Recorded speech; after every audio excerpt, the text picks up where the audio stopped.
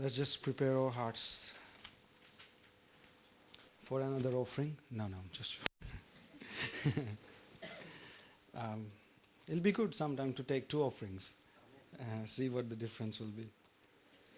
Hallelujah. Thank you, Father, for this opportunity, Lord. Thank you, Lord, for that, Lord, you are a good God, Lord. And, Lord, you speak to us through your people, Father.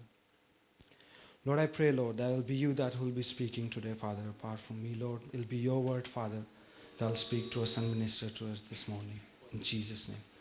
Amen. Yes, a lot of you did get a text. There was a second part to the text as well. That there is a special preacher who don't mind taking risk. And I don't know how Mick got it, but that's actually something that I'm preaching on. I never spoke to Mick or said anything to him about. But he said that there's a special preacher who don't mind taking risk. And I'm going to be preaching something along the lines of taking risk. And I'll be incorporating something about risk, the game as well. Because I love that game. Is there a problem with the mic? Okay. Usually, even if you keep the mic say it works. I mean, this has to close. All right, no problem. Right, so keep close the mic to your mouth. Okay.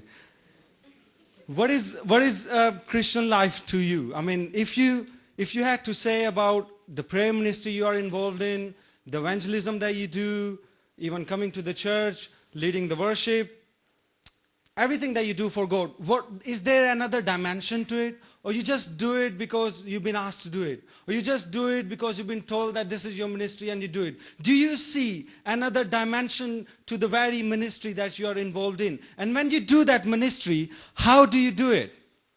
What is the attitude that you come and do that ministry? And what do you feel about doing that ministry? Do you feel that God is in it?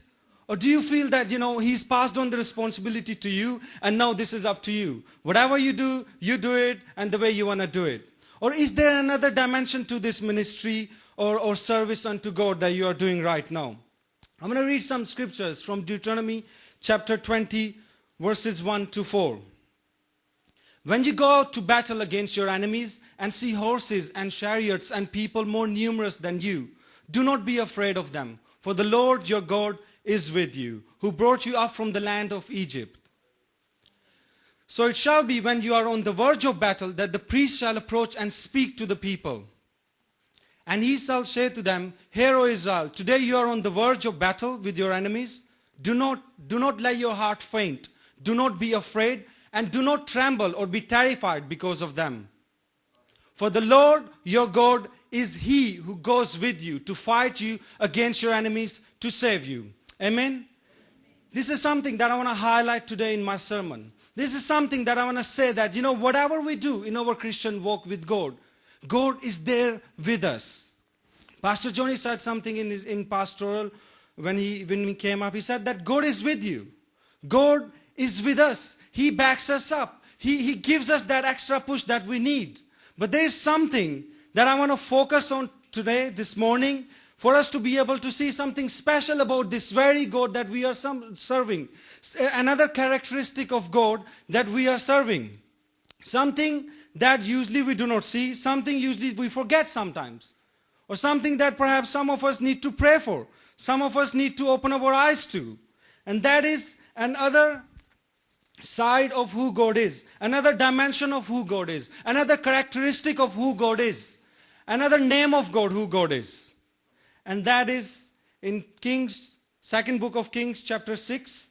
And I'll read these verses. And this is the core of my sermon today. Now the king of Syria was making war against Israel.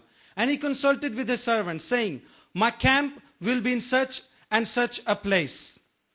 And the man of God sent to the king of Israel, saying, Beware that you do not pass this place, for the Syrians are coming down there. Then the king of Israel sent someone to the place of which the man of God had told him. Thus he warned him, and he was watchful there, not just once or twice. Therefore the heart of the king of Syria was greatly troubled by this thing, and he called his servants and said to them, Will you not show me which of us is for the king of Israel? And one of his servants said, None, my lord, O king, but Elisha the prophet who is in Israel tells the king of Israel the words that you speak in your bedroom. And so he said, go and see where he is, that I may send and get him. And it was told him, saying, surely he is in Dothan. Therefore he sent horses and chariots and a great army there. And they came by night and surrounded the city. And when the servant of the man of God arose early and went out, there was an army